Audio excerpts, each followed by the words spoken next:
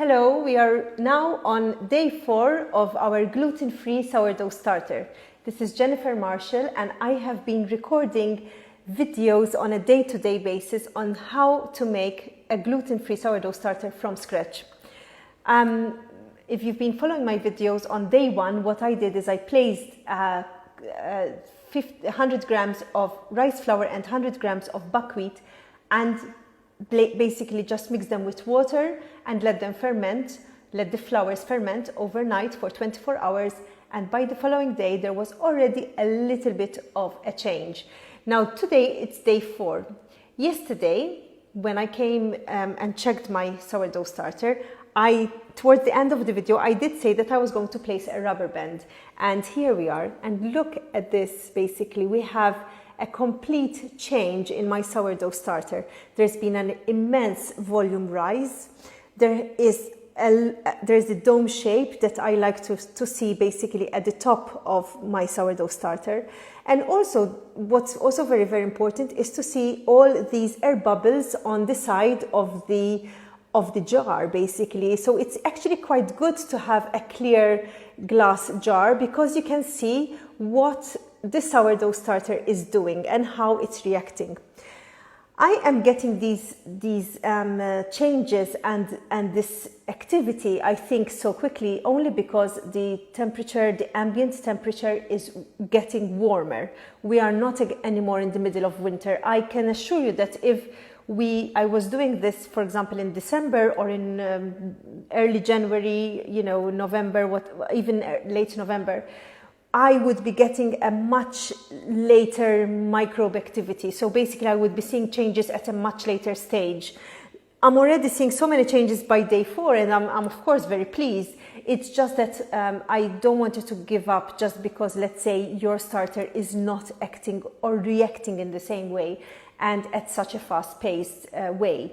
So the most important thing, the first most important thing is not to give up, is to keep feeding, keep discarding and feeding, exactly like what I'm going to show you soon, so that the more the starter is fed, the more it likes it. So the more the microbes like it.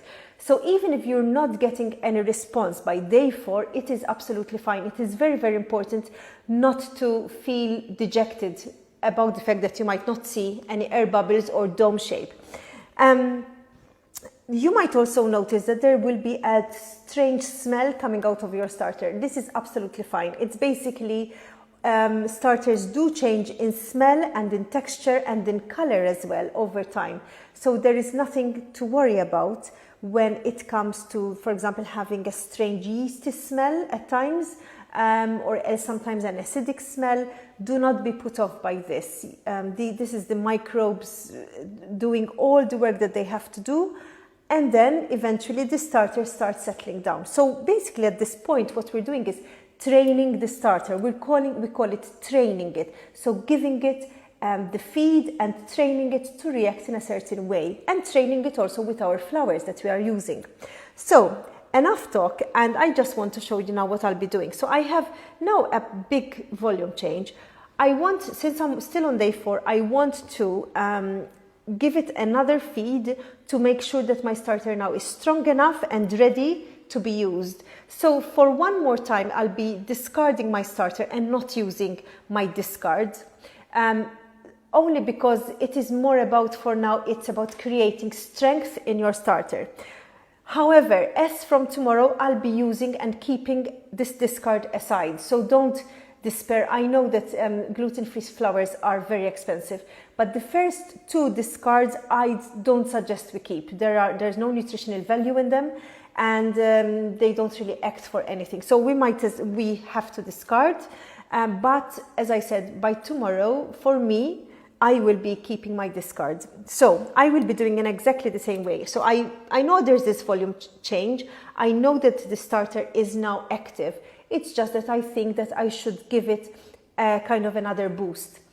If your starter, these are just kind of some pointers, if your starter is not reacting the same way that, for example, like mine, or you would like to get more activity out of it, I'm going to give you some tips as to what to add. Adding a teaspoon of honey or maple syrup will help it a lot. So kind of it gives it like a sugar boost. It gives those microbes a sugar boost that helps a lot. Then, for example, you can also add a tablespoon of apple cider vinegar. In gluten-free baking, we use apple cider vinegar a lot. Even when we're baking the normal gluten-free bread, having a tablespoon of apple cider vinegar is very, very helpful. And the other thing that I can suggest to add is, for example, some ginger, powdered ginger in your starter. That helps also a lot. And also it gives it a different taste. You know, I like ginger, I don't mind ginger. So ginger is a real good booster as well.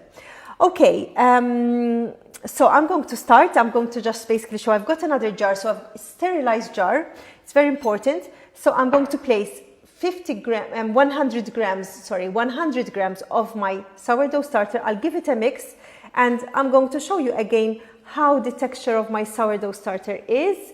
And it's sort of like a thick mud. I hope you can see it. It's not watery. It kind of holds on itself, holds onto the spoon on its own. So I'm going to add here about 100 grams of, I placed too much, so I'm going to take off 30 grams. I put 30 grams extra. Excellent. Okay, so I've got 100 grams, actually it's 105, but it's okay. 105 grams of my sourdough starter. And then I'm going to add 50 grams of buckwheat and 50 grams of rice flour. Mine is white rice flour. However, if you want to have brown rice flour, it's absolutely fine. Again, if you run out from one of the flours, it's also okay to change your flours. Starters are very versatile, they're very hardy, and nothing really kills them. The most important, they like to be fed. So even if you have any other type of flour, it's okay. It's going to be fine. And I'm going to add 100 grams of tepid water. This is filtered water. I prefer it because it doesn't really kill microbes, so I do that. 100 grams of water here with my flours and my starter. And give it a good mix. Make sure, again, in the same manner, that your starter has, your flours are completely well incorporated. There's no lumps. It's so important that everything is really, really well mixed. And what I'll do again is I'll cover it in a cloth loosely. The starter has to breathe. It's very important for the starter to stay oxygenated. So those microbes need to breathe. If you lock it completely, within a day or two, you'll start getting a lot of mold, and the starter has to be thrown away. Mold is the one thing that will unfortunately kill our starter.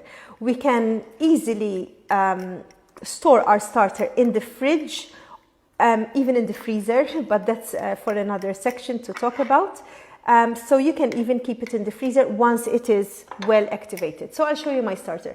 It is again like a thick mud, or like a bit of a yogurt, a thick yogurt.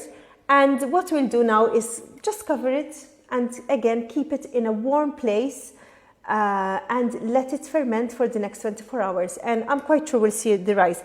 I'll once again place my rubber band. So I'll take this rubber band out and place it around it so I can see what the volume change is going to be like, what it's going to be like. But even so, I mean, you know, there are so many air bubbles on the side that it's already giving me such a good indication that my starter is active. I hope this rubber band will stay. I'll put a piece of tape around it and I'll keep it there.